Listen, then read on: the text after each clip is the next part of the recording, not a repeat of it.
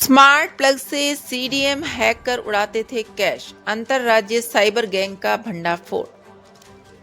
Ghaziabad Sahibabad police ने ATM और cash deposit machine को हैक कर साइबर ठगी करने वाले अंतरराज्यीय गिरोह का पर्दाफाश करते हुए 4 शातिर आरोपियों को गिरफ्तार किया है। पुलिस ने उनके कब्जे से 4 लाख रुपए नकद, अपराध की रकम से खरीदी गई स्कॉर्पियो, वारदात में प्रयुक्त सेंट्रो कार तथा साइबर अपराध में इस्तेमाल होने वाले उपकरण बरामद किए हैं।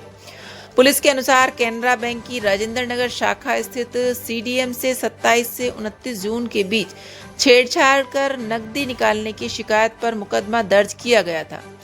जांच के दौरान सीसीटीवी फुटेज, स्थानीय खुफिया तंत्र और मुखबिर की सूचना के आधार पर 21 और 22 जुलाई की रात साहिबाबाद रेलवे स्टेशन अंडरपास के पास से गैंग के 4 सदस्यों एहसान, सिराज, आरिफ और रईश को गिरफ्तार किया गया।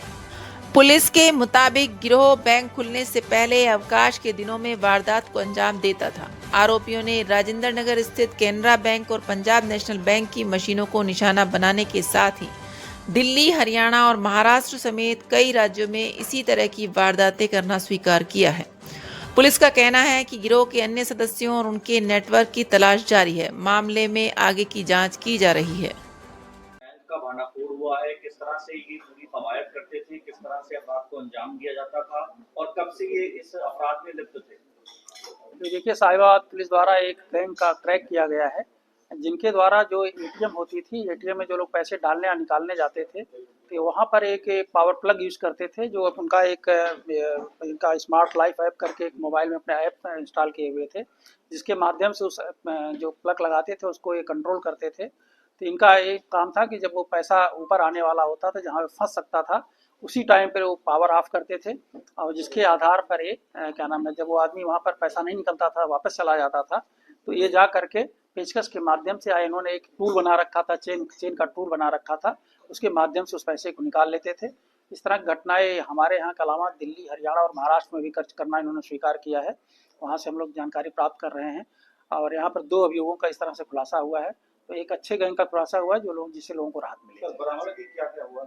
इसमें देखिए, बरामदगी जो जिस टूल्स यूज़ करते थे वो टूल्स भी बरामद हुआ है और पेचकस, जिसमें पेचकस है और क्या नाम है, जो चेन से इन्होंने एक टूल बनाया हुआ वो है, प्लस जो प्लग है जिसको यूज करते थे वो प्लग है। 4 लाख रुपए नगद हैं और एक स्कॉर्पियो गाड़ी मिली, जो इसके द्वारा बताया गया कि जो पैसे इससे ठगते थे उसी के माध्यम से उस गाड़ी को उन्होंने खरीदा हुआ है। प्लस एक गाड़ी और जो इसमें घटना के लिए यूज करते थे वो गाड़ी भी बरामद हुई। सर, ये कब से इस काम को कर रहे थे और कितने लोग इसमें शामिल हैं? क्या इसके पीछे और भी गैंग के लोग हैं?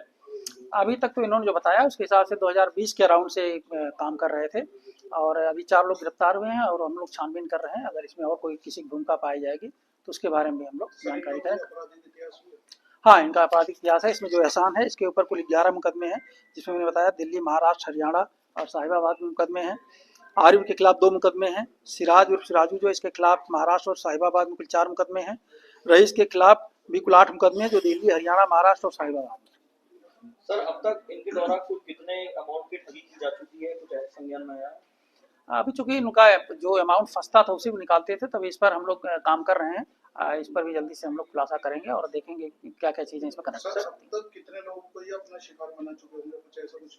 अभी तो इनको खुद ही अपनी संख्या नहीं पता है। अभी इस पर भी हम लोग छानबीन कर रहे हैं। पूछताछ के अभी प्रारंभिक दौर में जो चीजें मैंने बताया वो आप लोगों को बताया और जो भी कुछ निकलेगा उसमें आप लोगों को। गिरोह में क्या केवल 4 ही लोग थे, अन्य लोग भी थे इसमें? अभी इसको अपडेट कर रहे हैं हम लोग। अगर कुछ और चीजें निकलेगी तो उस पर भी हम लोग काम सर, एटीएम में जो पैसा फंसता था वो किसका था, ग्राहक का था या बैंक का था? बेसिकली जो इनका कहना है कि वो पैसे से खाते से कटता नहीं था, वो पैसा बैंक का ही वसूली होता था, इसलिए ग्राहक जो है वो उसको से कोई फर्क नहीं पड़ता था क्योंकि उसके पैसे कटते नहीं थे, इसलिए वो कोई शिकायत भी नहीं करता था, जिसकी वजह से शिकायत देरी से मिल पाई। सर, अब तक कितने बैंकों के खिलाफ शिकायत?